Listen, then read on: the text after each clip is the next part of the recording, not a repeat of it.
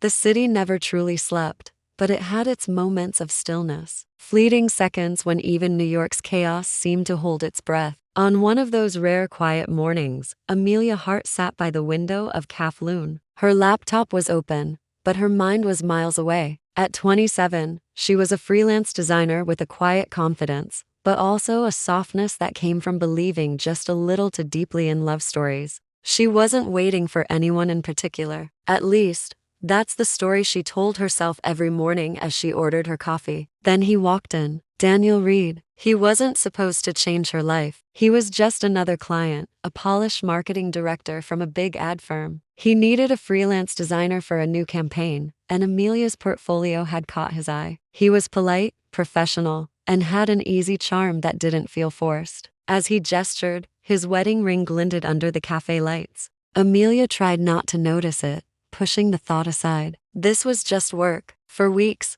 their meetings were strictly business. They'd sit across from each other, surrounded by mood boards and color palettes, discussing ad copy and debating deadlines. But somewhere between choosing fonts and finalizing layouts, their conversations began to drift. They stretched beyond the confines of their project, into the personal. He told her about his love for old jazz records, the kind that crackled with history. He spoke of his quirky habit of collecting worn, second-hand books and his secret dream of one day opening a small art gallery. Amelia, in turn, found herself opening up in a way she rarely did. She told him about her late father, a man who taught her to find beauty in the small details. She confessed her deep-seated fear of wasting her life on the wrong people, the wrong passions. She explained how design wasn't just a job for her. It was the language she used to make sense of the world, the one thing that made her feel truly alive. Something in the way Daniel listened was different. He didn't just hear her words. He seemed to understand the feeling behind them. He saw her, not just for her talent,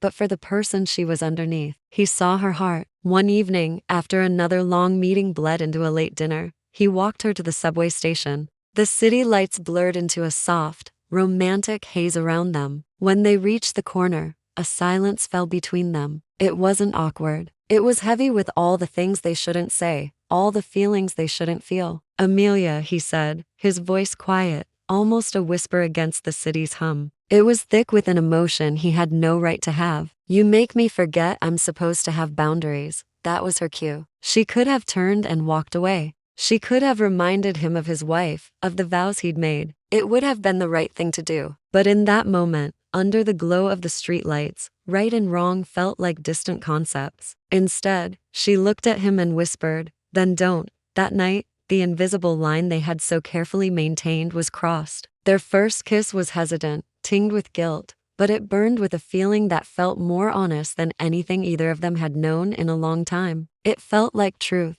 From that moment on, they were no longer just colleagues. They became a secret that lived in midnight text messages, in stolen afternoons spent in anonymous hotel rooms across the city, and in late-night confessions whispered against skin. Amelia told herself she wasn't breaking up a home. She wasn't that kind of person. Daniel reassured her, explaining that his marriage to his wife, Lauren, had been over in spirit long before Amelia came along. He described it as a partnership in routine, a life shared out of habit, not love. He promised her that someday, when the time was right, she wouldn't have to be his secret anymore. At first, Amelia was wary of his promises. She'd been hurt before and knew the danger of building a life on someone else's someday. But Daniel had a way with words. He made them feel like gravity, like undeniable truths she couldn't escape even if she tried. So she let herself believe. Days blurred into months, and months stretched into years. Amelia began to build a new kind of life, one constructed from stolen moments. There were the morning phone calls he'd make from his car before walking into his office. The weekends he'd claim were business trips but were really spent with her, exploring parts of the city they'd never seen. He'd bring her small, thoughtful gifts that made her heart flutter, a delicate silver bracelet that matched her eyes,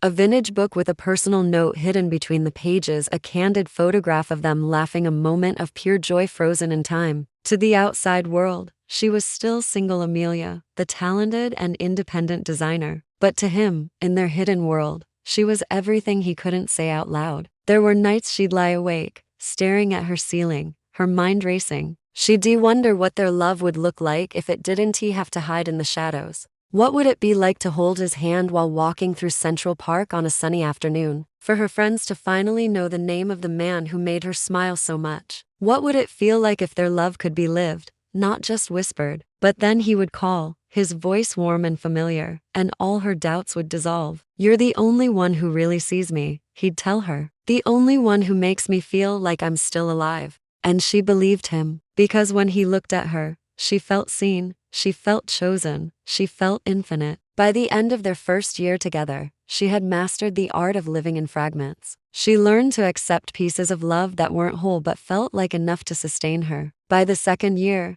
the guilt that had once pricked at her conscience had faded into a dull ache. And by the third year, that ache had transformed into something new: hope. Daniel started talking more and more about someday, he would finally leave his marriage. Someday, they would be official. Someday, it would be her walking down an aisle towards him. Amelia clung to those somedays like a lifeline. They were the air she breathed, the promise that kept her going. Yet, even as she held on, a small part of her knew the truth. Love that begins in secrets, love that has to hide, always carries a shadow. It's a fragile thing, built on a foundation that could crack at any moment. One cold winter night, they were lying together in the apartment he rented for work trips, a neutral space that belonged only to them. Snow was beginning to fall outside, blanketing the city in a quiet white. Amelia gently traced the faint indentation on his ring finger, the pale band of skin where his wedding ring used to sit before he started taking it off for her. "When?"